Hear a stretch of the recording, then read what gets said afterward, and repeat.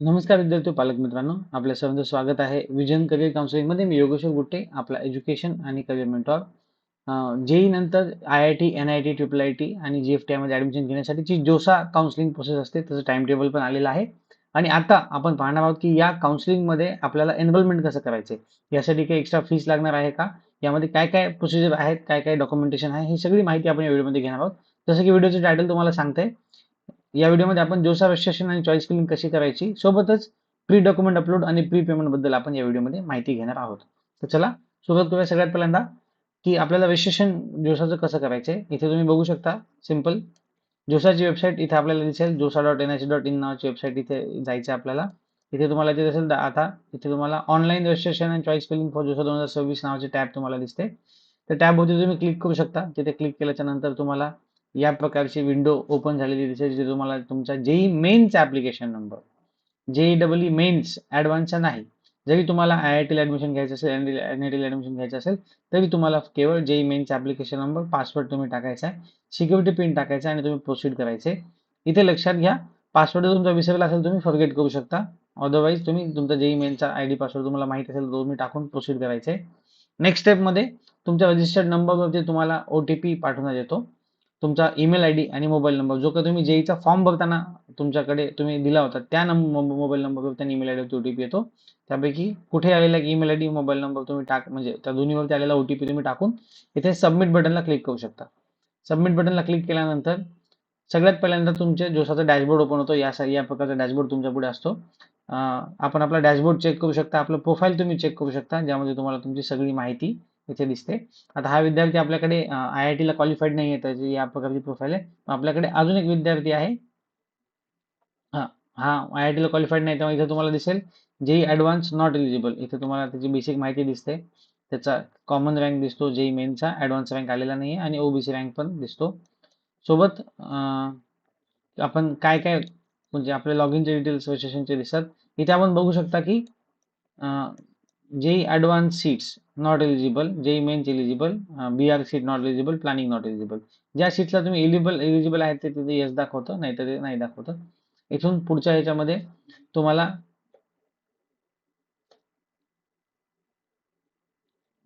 Sorry, थोडीशी चूक झाली. हा, यामध्ये OTP टाकल्यानंतर तुम्हाला पहिल्यांदा या प्रकारची स्क्रीन येते, जिथे तुम्ही प्रोसीड करू शकता. आणि तिथे बिझनेस तिथे इथे या काही टर्म्स येतात.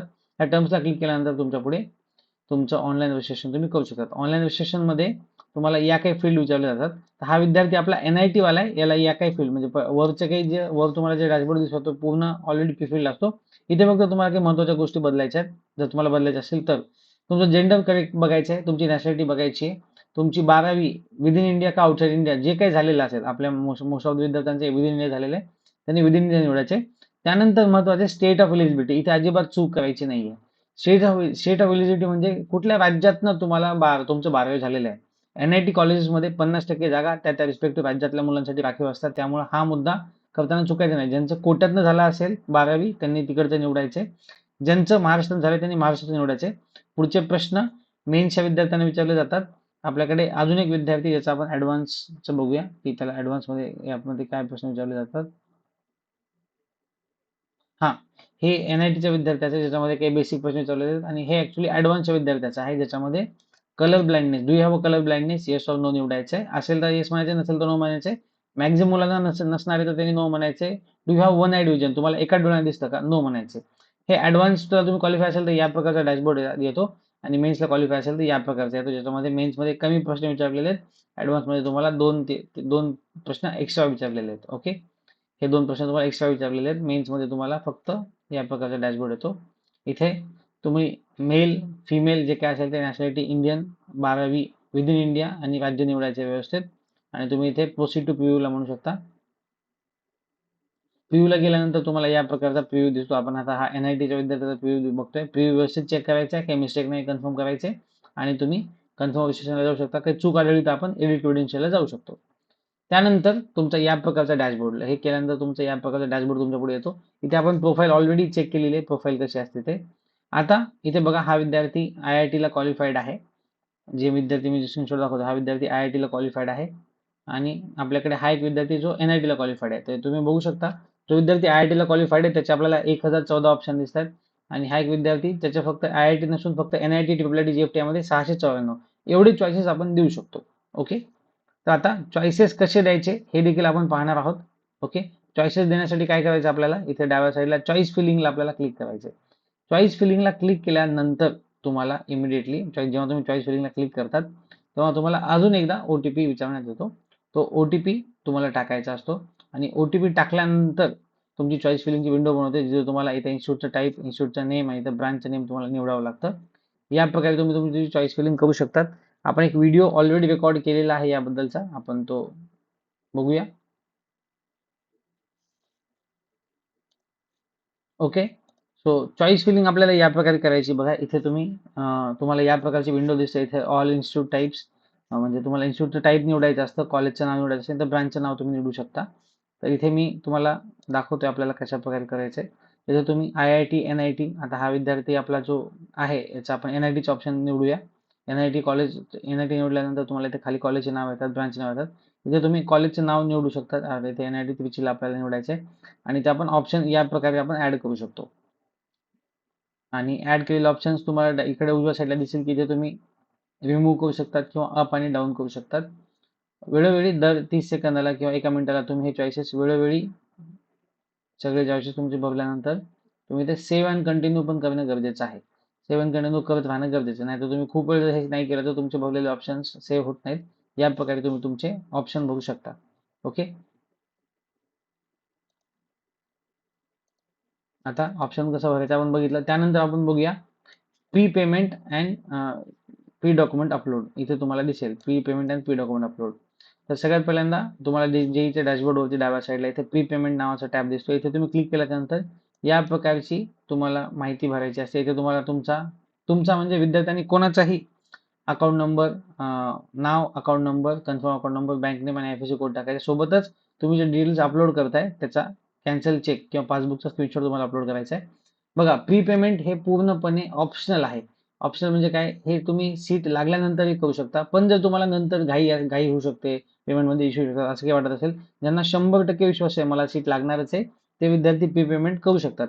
आपलं वैयक्तिक ॲडवाइस आहे की तुम्हाला सीट जोपर्यंत लागत नाही तोपर्यंत प्री पेमेंट करायची गरज नाहीये. सध्या ओपनच्या विद्यार्थ्यांसाठी 30,000 प्री पेमेंट आहे, कॅटेगरीच्या विद्यार्थ्यांसाठी त्यामध्ये 15,000 प्री पेमेंट असणार आहे. ओके, हे झालं प्री पेमेंट बद्दल. आता इथे खाली तुम्हाला दिसेल, बाजूला दिसेल तुम्हाला document upload, pre allotment document upload. तुम्हाला डॉक्युमेंटच्या आधी म्हणजे अलॉटमेंटच्या आधी तुम्ही डॉक्युमेंट अपलोड करू शकता. त्याचा डॅशबोर्ड कसा आहे बघा, तुम्ही तिथे क्लिक केल्यानंतर तुम्हाला या प्रकारची विंडो तुमच्या पुढे येते आणि जो काही एखादा रिझर्व कॅटेगरी विद्यार्थी आहे, सध्या तुम्हाला 5 डॉक्युमेंट अपलोड करायचे आहेत. सगळ्यात पहिल्यांदा क्लास 10चं मार्कशीट किंवा सनद ज्याच्यामध्ये तुमची डेट ऑफ बर्थ मेन्शन असेल ते डॉक्युमेंट तुम्हाला द्यायचं आहे. त्यानंतर 12वीची मार्कशीट तुम्हाला द्यायची आहे. त्यानंतर तुमचं सेंट्रलचं कास्ट सर्टिफिकेट, जर OBC असेल तर OBC, SC असेल तर SC, ते तुम्हाला अपलोड करायचे. सोबतच तुमचं महाराष्ट्राचं कास्ट सर्टिफिकेट असेल आणि NIT+ST मध्ये नंबर लागला असेल तुम्हाला व्हॅलिडिटी देखील अपलोड करायची आहे. आणि पुढचं म्हणजे स्टेट अबिलिटी प्रूफ. आता याचा अर्थ म्हणजे बघा, इथे तुम्ही जी 12वीची मार्कशीट अपलोड केली तीच 12वीची मार्कशीट तुम्हाला इथे अपलोड करायची. म्हणजे आयडियली डॉक्युमेंटची यादी 5ची आहे, पण एक डॉक्युमेंट तुम्हाला रिपीट लागतोय, तोच डॉक्युमेंट तुम्ही दोन्हीकडे अपलोड करायचा आहे. आणि शेवटचा डॉक्युमेंट म्हणजे मेडिकल फिटनेस सर्टिफिकेट. जोशाच्या वेबसाईटवरती आपल्याला मेडिकल फिटनेसचा फॉर्मॅट त्यांनी दिलेला आहे, त्या फॉर्मॅटनुसार आपल्याला हे 5 डॉक्युमेंट अपलोड करायचे आहेत. ते अपलोड करण्याच्या आधी व्यवस्थित चेक करायचे आणि तुम्ही इथे ते म्हणजे प्रिव्ह्यू करून ते अपलोड करू शकता. अपलोड केल्यानंतर डॉक्युमेंट परत चेंज करता येत नाहीत. जर त्या डॉक्युमेंटमध्ये सीट लागल्यानंतर काही चूक आढळली तर ती तुम्हाला नोटिफाय केली जाते आणि त्यानंतर तुम्ही ते बदलू शकता. पण एकदा डॉक्युमेंट अपलोड केले त्यानंतर ते बदलू शकत नाहीत. डॉक्युमेंट अपलोड करताना काळजी घ्यायची की आपलंच लॉगिन आहे आणि आपलेच डॉक्युमेंट आपण अपलोड करतो, हे गोष्टी क्रॉस चेक केल्याशिवाय डॉक्युमेंट अपलोड करायचे नाहीयेत.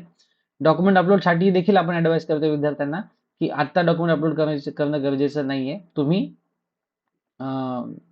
सीट अलॉटमेंट नंतर देखील डॉक्युमेंट अपलोड करू शकता. इथे बघा, proof of place of class in 12th, upload any document which is applicable, admit card, class 12 marksheet और passport in case of class 10 pass out of India.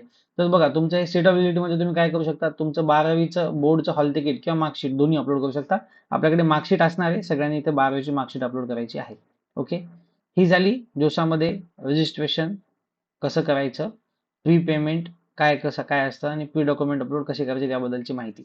Okay, yes.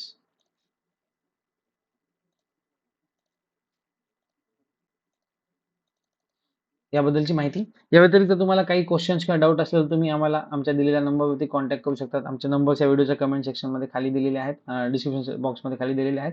या व्यतिरिक्त काही डाऊट असेल तुम्ही आम्हाला कॉन्टॅक्ट करा आणि इंजिनिअरिंगच्या अशाच माहितीपूर्ण अपडेटसाठी वेळोवेळी पाहत राहा विजन करिअर काउन्सिल. थँक्यू.